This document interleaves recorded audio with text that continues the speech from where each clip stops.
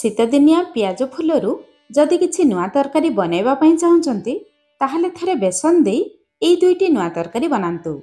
भात पखाळ रुटी सबुथिरे बहुत बढ़िया लागिबो। वीडियो को शेष पर्यंत देखिबा पई अनुरोध रहिला।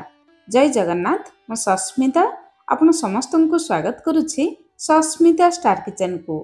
आजिर एई दुईटी स्वादिया तरकारी बनैबा पई एठी मु नेछि 3 बिडा पियाज फुल बा पियाज संढा।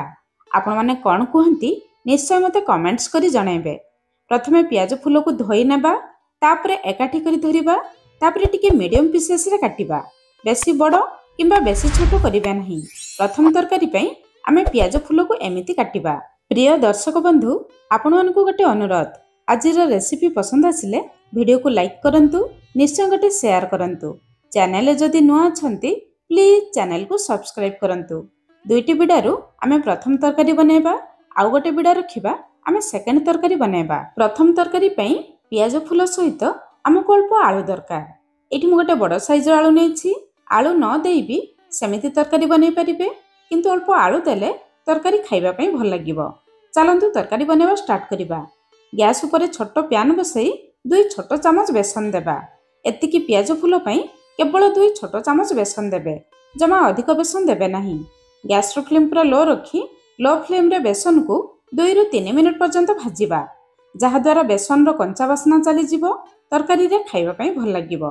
बेसन को बेसी पड़िबे नाही। हल्का हल्का वासना बाहरिले बेसन को बाहर करी आनिबा।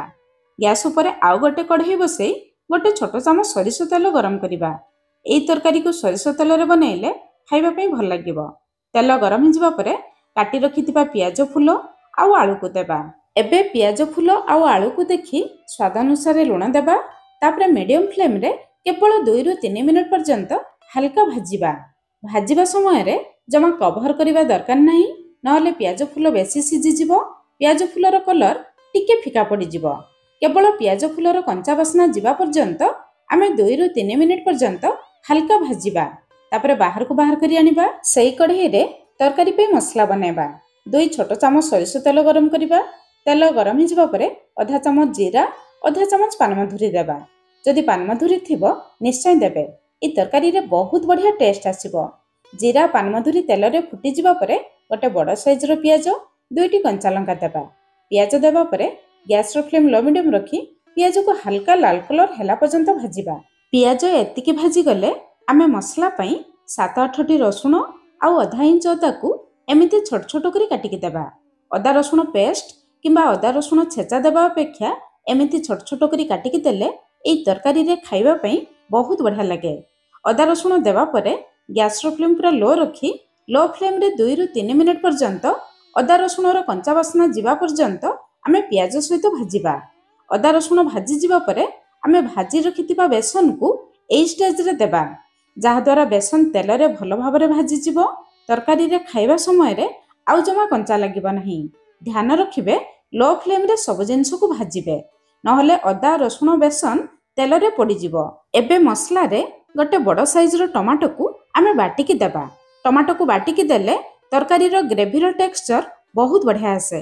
टिके मसला सहित गळै नेबा। एबे मसला रे केवल मसला पई लुण देबा। पियाज फुल आलू पई आमे लुण देथिले। आधा छोट चामच हळदी गुंड, आधा छोट चामच रु भी कम राग लंका गुंड, आधा छोट चामच काश्मीरी लंका गुंड देबा। राग पई 2टी कंचा लंका में देथिले। आधा छोट चामच जीरा गुंड, गोटे छोट चामच धनिया गुंड। जीरा गुंड कम देबे, धनिया गुंड अधिक देबे। आधा छोट चामच गरम मसला गुंड। बस एतिकी सादा सीधा गुंड मसला दे आज हमें तरकारी बनेबा। 4-5 चामच पानी देबा। गुंड मसला भलो भाबरे कसी जिवो। मसला और कढ़ई तळे लागिबो नाही। एई मसला को कवर करिबा दरकार नाही, काहेकि ना मसला रे हमें बेसन देइछु, नहले मसला कढ़ई तळे लागि जिवो। गैस रो फ्लेम लो मीडियम रखी लगातार घंटी मसला रु तेल बाहरिबा पर्यंत कसिबा। एबे देखंतु मसला हमर कसी गलानी। मसला कसी जिबा परे आमे भाजी रखिथिबा पियाज फुल आलू को देबा। तापरे मसला सहित 2 ରୁ 3 मिनिट पर्यंत कसिबा, जहा द्वारा मसला रो फ्लेवर पियाज फुल आलू भीतर को आसी जिवो। किंतु कसिबा समय रे आमे 2 ରୁ 3 मिनिट पर्यंत लो फ्लेम रे कवर करी कसिबा, जहा द्वारा पियाज फुल आलू सिझि जिवो। मसला सहित भलो भाबरे कसी जिवो। 2-3 मिनिट परे एठी देखंतु पियाज फुल आउ आलू ମସଲା ସହିତ ଭଲ ଭାବରେ କଷିଗଲାଣି। ମସଲା କଷିବା ସମୟରେ ମଝିରେ ମଝିରେ ଟିକେ ଘାଣ୍ଟି ଦେବେ, ନହେଲେ ଆମେ ବେସନ ଦେଇଛୁ ମସଲା କଢ଼େଇ ତଳେ ଲାଗିଯିବ। ମସଲା କଷିଯିବା ପରେ ତରକାରୀରେ ଝୋଳ ପାଇଁ ଅଳ୍ପ ଗରମ ପାଣି ଦେବା। এই ତରକାରୀକୁ ଆମେ ବେଶୀ ଝୋଳ କରିବା ନାହିଁ, ସେଥିପାଇଁ ପାଣି ଦେବା ସମୟରେ ଆପଣମାନେ ଦେଖିକି ପାଣି ଦେବେ। ପାଣି ଦେବା ପରେ ଗ୍ୟାସର ଫ୍ଲେମ୍ ହାଇ ରଖିବା, ପାଣି ବହୁତ ଜଲ୍ଦି ଫୁଟିଯିବ। ପାଣି ଥରେ ଫୁଟି ଆସିଲେ ଗ୍ୟାସର ଫ୍ଲେମ୍ ଲୋ ମିଡ଼ିୟମ୍ ରଖି 5ରୁ 6 ମିନିଟ୍ କଭର କରିବା, ଯାହାଦ୍ୱାରା ସବୁ ଜିନିଷ ଭଲ ଭାବରେ ସିଝିଯିବ। 5ରୁ 6 ମିନିଟ୍ ପରେ ଏଇଠି ଚାଲନ୍ତୁ ତରକାରୀକୁ ଚେକ୍ କରିବା।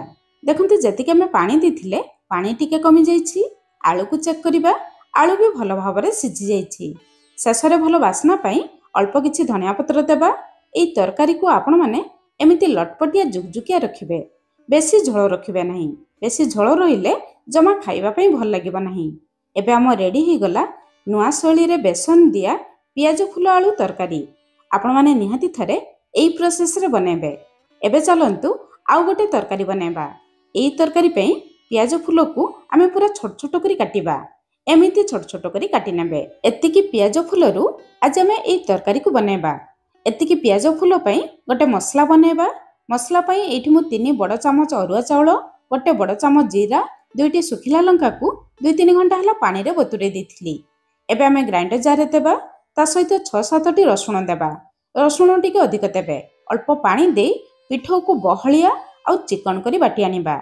ଏବେ এই ପିଆଜ ଫୁଲରେ ଆମେ 2 ବଡ଼ ଚାମଚ ବେସନ ଦେବା।